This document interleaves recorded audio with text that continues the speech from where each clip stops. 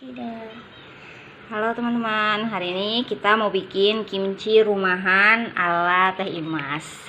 Jadi tadi saya beli kimchinya ukuran 1 kilo. Ini nanti saya potong, saya cuci dulu, sama kita siapin garam, terserah yang ada di rumah garam apa. Cuman kalau saya pakai garam Himalayan 2 sendok makan untuk ngerendam kimchinya selama kurang lebih 4-5 jam. Yuk kita proses. Kimchinya cuman aku bagi 4 ya, nanti biar gampang proses pembersihannya, karena setelah ini kita bersihin dulu ya. Nah sekarang sawinya udah aku cuci bersih tadi ke setiap sela-selanya ya. Nah sekarang sawinya ini kita kasih garam per helai bagusnya sih ya, cuman ya terserah lah gitu sih. Dan jangan di ujungnya ini jangan terlalu banyak kasih garam, nanti dia terlalu asin.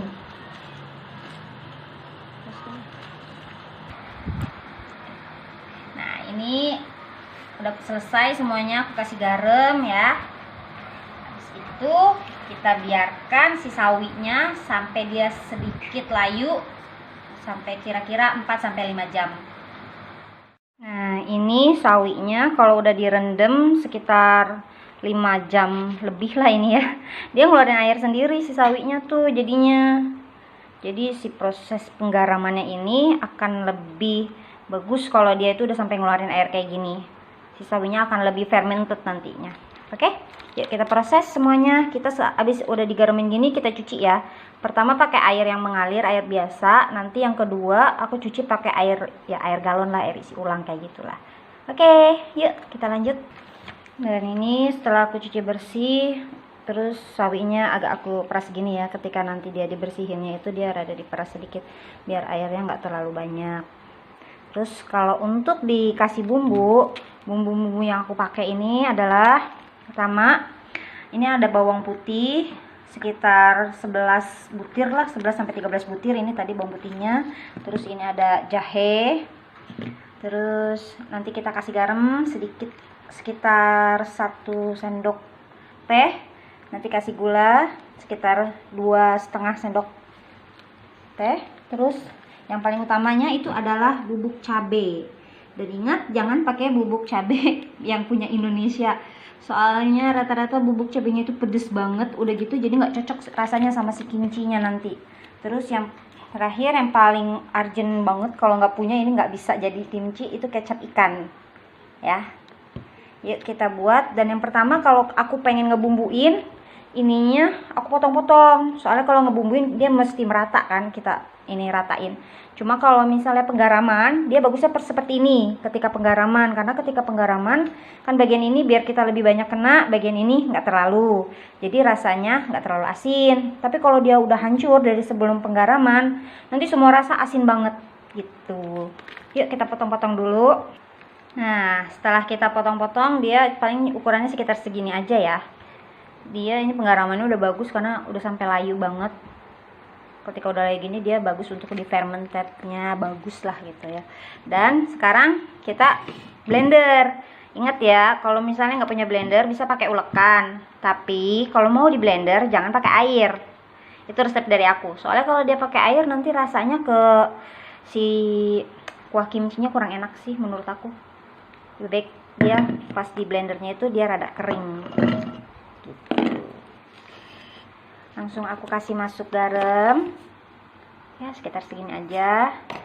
Terus aku kasih masuk gula 1, 2,5 sendok makan ya. Kita blender dulu gengs.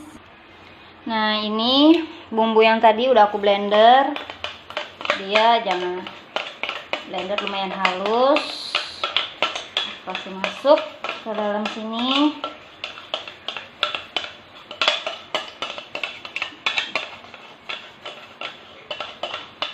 Dulu aku itu sempat kerja sama orang Korea, dan setiap kali bos aku itu suka bawain kimchi. Dulu aku seneng banget kalau dia bawa kimchi, dan aku tahu tuh tes cita rasa orang Korea itu kayak gimana. Jadi karena bos aku itu, karena dia sering banget bawain kimchi dulu buat kita karyawan-karyawannya di sana. Nah, udah kasih masuk bumbu, terus kasih masuk ini cabai bubuk. Aku udah pakai sarung tangan, soalnya pedas. Aku nggak suka pakai apa sih namanya, sendok, soalnya kalau sendok kayaknya kurang rata gitu untuk pembagian bumbunya. Nah, sekarang kita kasih masuk kecap ikannya. Aku kasih masuk dia sekitar 7, 1, 2, 3, 4, 5, 6, 7. Oke. Nah, kecap ikan udah masuk, tinggal kita aduk deh. Pernah aku lihat di YouTube itu ada kayak macam apa sih namanya? Dia itu pakai kayak tepung beras gitu ya, dibikin pasta kayak tepung beras gitu. Cuma kalau aku coba itu rasanya nggak enak. Entah kenapa nggak cocok sama lidahku gitu. Jadinya aku ya cocoknya cuman kayak gini. Nah, ini kalau udah kayak gini, wanginya udah enak banget, sumpah. Dan kalian hanya bisa dapetin warna merah macam begini kalau kalian beli cabai bubuk yang gochugaru. Karena kemarin aku lagi rajin, pakai banget. Aku keringin cabai merah sendiri, kurang lebih sekitar sampai 1 bulan aku keringin di kulkas. Nggak aku keringin lewat matahari ya, karena nanti merahnya dia berkurang kalau keringin pakai matahari. Jadi cuman keringinnya di kulkas aja sekitar 1 bulanan. Baru aku kasih giling. Nah, giling pakai blender yang untuk kering. Jadi deh cabai bubuk dan rasanya enak. Sama kayak gochugaru kalau kita beli yang asli Korea punya. Sekarang udah selesai seperti ini. Ini udah kayak dia ngeluarin cairannya lagi, si sawinya.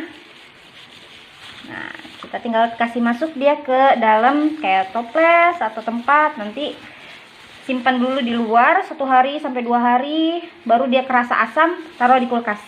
Dia awet kok untuk jangka waktu yang lama. Kimchi. Kayaknya udah tercampur rata ya, gengs. Dan aku paling seneng nyobain kalau kimchi itu baru dibikin kayak gini, dia masih rasanya belum terlalu asin, belum terlalu asam maksudku. Dicoba langsung kayak gini pun udah it's okay. Wow.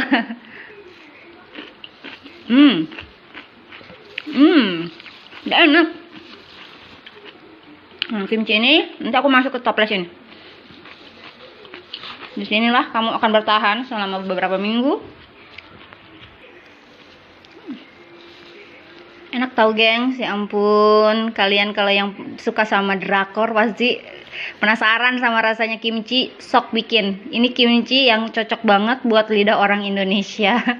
Tapi pesanku satu, jangan pakai cabai yang buatan Indonesia punya, seperti kayak misalnya Aida, kayak gitu ya. Soalnya dia kurang cocok untuk kimchi. Dia nggak akan berubah warna, warnanya nggak akan merah kayak gini, nggak akan juicy kayak gini. Tapi pedesnya kayak apa? Aku pernah nyobain soalnya.